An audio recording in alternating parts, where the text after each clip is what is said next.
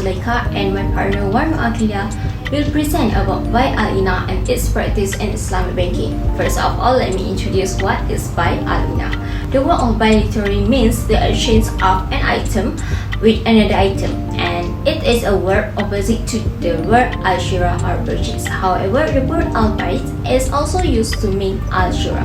Al-bayt in terms of Sharia is described as the exchange of property with other property through a certain procedure or the process of exchanging preferred item with something commensurate in a certain perfect way.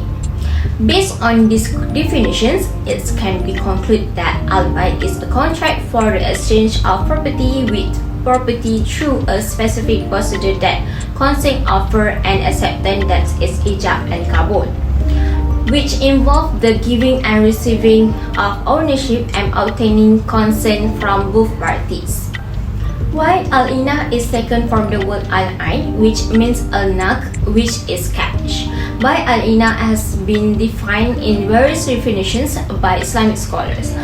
But among the famous definitions of buy Al-Inah is a situation where someone who wants cash comes to someone else to apply for a loan. The creditor al-Muqrid refused to give a loan unless he would make a profit from the loan, and at the same time, he realized that the profit would lead to usury, which is clearly prohibited by Islam. Accordingly, in an effort to avoid the process of loaning money and interest, which is illegal in Islam, the creditor acts as a seller by selling and creating an item to the debtor at a certain price on credit. After the delivery process, the seller creditor buy back the goods he has sold, or the buyer resell the goods to the original seller in cash at a lower price. Therefore, this transaction contains two sales contracts where each contract has its own price. As a result of these transactions, the original seller or creditor in the real context will get benefits based on the difference between the credit price and the cash price. This transaction is termed as Al-Inah because the creditor has done a trick by moving from a loan contract to a contract of sale of goods to avoid usury. Accordingly, Wahbah al-Zuhaili explained that this trick means a way out of difficulties. For example, someone still using his stick and then does not steal because his stick is the one who steals. Trickery is a negative system, but in terms of terminology and scientifically, it is all merchants that can be used for the right purpose or for the wrong purpose. From a historical point of view, the practice on is trick never happened in the time of Prophet ﷺ, in the time of the companions, and most of the time of Tabi'in. Even the Prophet himself strictly prohibits the use of trick in life. According to Ibn Rushd, one of the controversial contract among classical and modern Islamic scholars, because it is said to be included in a bad trick, is the Bayt al-Inah contract. Bayt al-Inah is said to be the type of trick and occur most often in muamalat maliyah problem compared to other matters or contract. There is no definition in the form of a concert price that explains this Bayt al-Inah contract.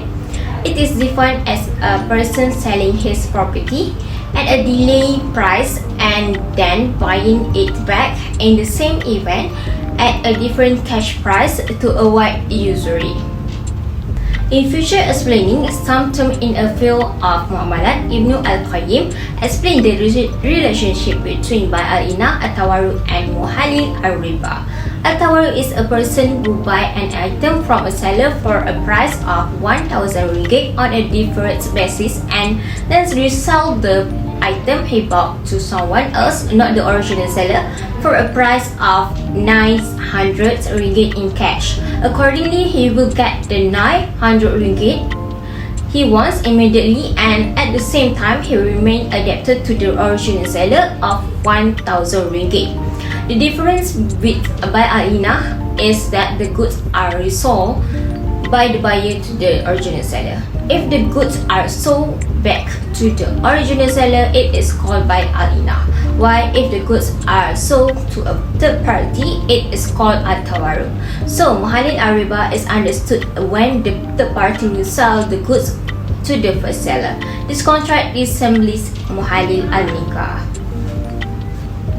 So next, we continue about the objective of my presentation today with my partner.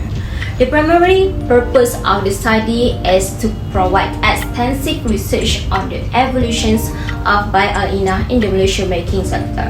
As a result, the goal of this work is to define Buy Al-Inah in its completeness, including its definition, Sharia reasoning, principle, manner of operations, and goals.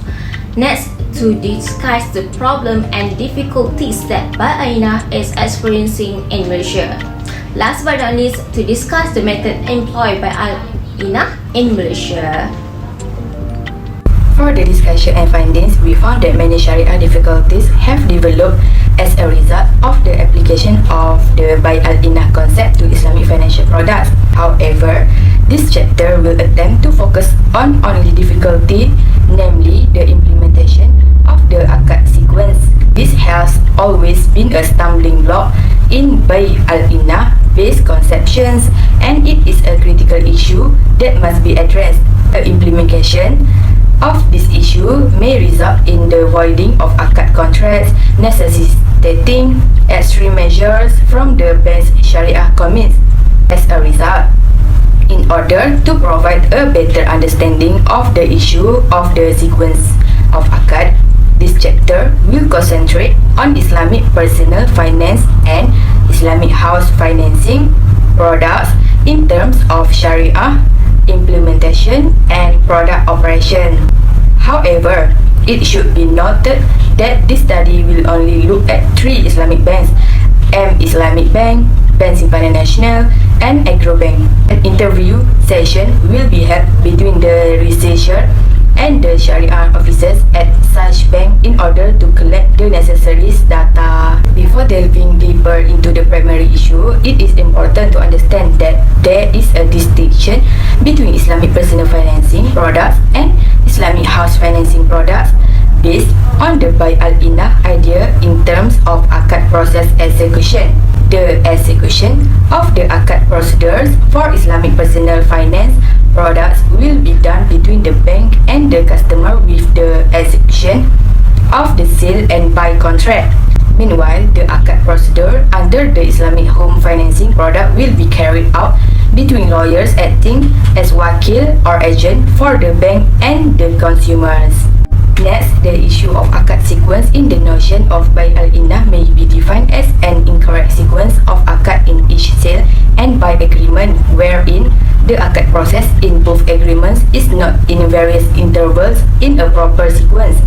This problem might have occurred in the case of pre-signing the agreement in which the client signed both agreements before finishing the first. The first akad must be accomplished first, followed by the second agreement according to Sharia regulations.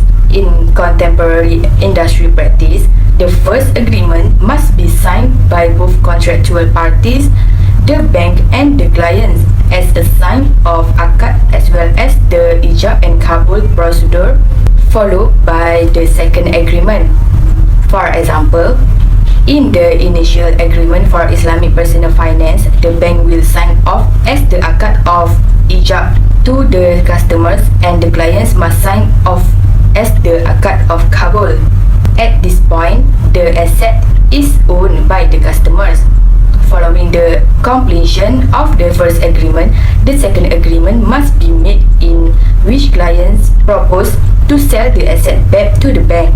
Thus, in the second agreement, clients sign as the akad of ijab to the bank, while the bank sign as the akad of kabul. In the end, the bank repos the asset and the consumer receive cash from the personal finance contract. In practice, the bank will normally request the consumer sign both agreements at the same time to expedite the process. As a result of such an incident, the issue of non-Sharia compliance with the sequence of akad arise which must be correct. Finally, it is recognized that the Bai Al-Inah contract is a continuous contract. To avoid any Sharia non-compliance incidents, specific Shafi'i school of thought rules, terms and circumstances must be strictly followed. The human aspect is also noted to be the key factor that leads to and contributes to Sharia non-compliance difficulties. As a result, it is recommended that every bank increase their bank personnel Sharia-related knowledge and comprehensions, particularly regarding the basic requirements of Sharia contracts and their applicability to the bank's goods. Furthermore, Islamic banks should investigate additional Sharia ideas that are appropriate for their Islamic financial products, particularly Islamic personal financing and Islamic house financing, to verify that they meet all Sharia standards and principles. At the same time, this practice can assist the bank avoid negative consequences from either financial or reputational risk.